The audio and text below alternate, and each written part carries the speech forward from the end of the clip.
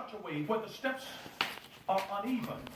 You know, we have building codes in America to where if you build something, the steps have to be about 6.5 to 7 inches so that you can go up and down without having to look at them, because your kinesthetic sense kicks in and it estimates the distance. Once you take the first one, it estimates the distance of the next one so that you don't have to go up steps like this. You don't have to look at it.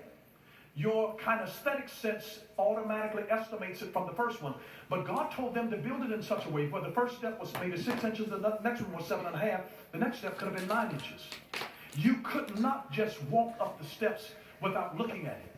And it was God's way of saying, I don't want anybody approaching my house without having to take a deliberate look with intentionality, walking and remembering me on their way. I want them to deliberately walk and say, you know what, God's been good to me. He's kept me this week when I was having suicidal thoughts. When I was sick and I didn't know whether I was going to make it or not, God kept me. When I thought I was going to leave my relationship, God is the one who strengthened me. He helped me. And he was right there with me. And he says, I want you to have deliberate steps, that as you approach me, that you enter into his gates with thanksgiving. I want you to be thinking about me. I don't want you to have your mind on whether or not you updated your social media page before you left home, and what you have on the stove at home, cooking, and how. He said, no, I want you to enter with thanksgiving. Come into my courts of praise. I want you to be thinking about me every time that you take a step ascending into the holy mountain. That I want you to come up out of the morass of whatever you've been dealing with all week long. All of your stress, all of your pressure, all of the demands of life, over all of your bills that are due, over health issues that you're dealing with, over challenges that are in your home. As you come into my holy mountain, and that's why there's no place like home. When you step into the house of the Lord, one of the reasons that we come together as a corporate family is because you can look at somebody else who has lost their husband recently, and yet they still have not lost faith in God. They're still walking up to the hill of the Lord, and you see them to say that if God could help them to make it, he can certainly help me to make it. And someone else that lost a child, and somebody else who's got a person that's in the hospital at this very moment, and they've been up all night long with them. I can't tell you the number of people that come to this church that said, I come straight from work. I've been up all night long, and I'm tired. I might doze off a little bit, but I love God.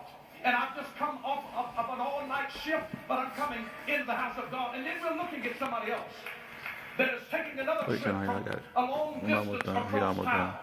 We have people here that will drive from other states to come here to service, and some folks that live here in the city who are too lazy to come across town. It's amazing. When you really cherish something, I was just looking at a young man who just got on a plane and arrived here yesterday in town, all the way from Australia to come here to see the Dirty Birds play. From Australia. His first time to America. And he's coming to see the Falcons play. And it's amazing that when you approach the hill of the Lord, to say, God, you're able to do for us what man cannot do. You're able to do what no sports team is able to do. You're able to do what no doctor can do, what no financial advisor can do. God, you're awesome in this place. And when I ascend into your hill, God, it makes me think about you. And my faith becomes strengthened and encouraged. And now that I feel that I am strong in the Lord and in the power of his might, he said, I want you to think deliberately about every step that you take and everything that I brought you through and everything that was trying to take you out and everything that was trying